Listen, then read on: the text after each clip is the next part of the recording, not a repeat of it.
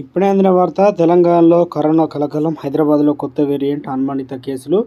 ఆ వివరాలు అనేది వీడియో రూపంలో తెలుసుకుందాం. వీడియోను స్కిప్ చేయకుండా పూర్తిగా చూడండి. ఇన్ఫర్మేషన్ అయితే అర్థమవుతుంది. అదేవిధంగా లైక్ చేయడం మర్చిపోతున్నారు. దయచేసి లైక్ చేయండి. ఇలాంటి ఇన్ఫర్మేషన్ చాలామందికి రీచ్ చేసిన వారు అవుతాం. లేట్ చేయకుండా వేరేలకు వచ్చినట్లయితే, ప్రపంచ దేశాలను మళ్ళీ కరోనా మహమ్మారి భయపెడుతుంది. భారత్లో కరోనా కొత్త వేరియంట్ కేసులు బయటపడుతుండటంతో మళ్ళీ ఆందోళన మొదలైంది. ముఖ్యంగా దక్షిణాది రాష్ట్రాల్లో కరోనా మరణాలు, కొత్త వేరియంట్ కేసులు నమోదవుతుండటంతో తెలంగాణ ప్రజల్లో కలవరం మొదలైంది.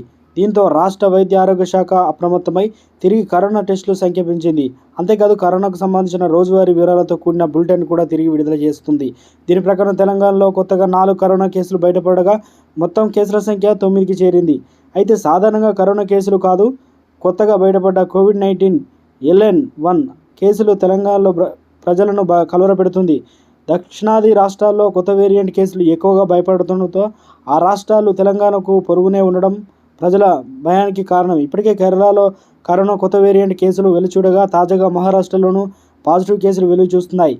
సింధుదుర్గ జిల్లాలో 41 ఏళ్ల మధ్య వయస్కుడు వేరియంట్ L1 బారిన పడ్డాడు.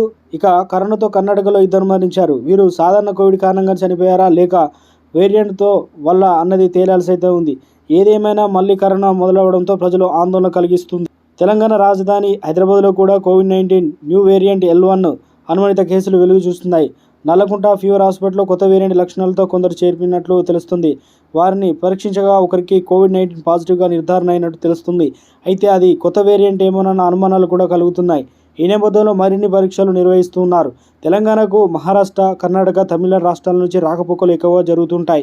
ఇరు రాష్ట్రాల్లో ఇప్పటికే కోవిడ్-19 కొత్త వేరియంట్ L1 కేసులను వెలుగు చూశాయి. ఈ నేపథ్యంలో ఆ రాష్ట్రాలకు వెళ్లి వచ్చిన వారు ఎవరైనా కోవిడ్-19 లక్షణాలతో బాధపడుతుంటే వెంటనే టెస్టులు చేయించుకోవాలని సూచిస్తున్నారు.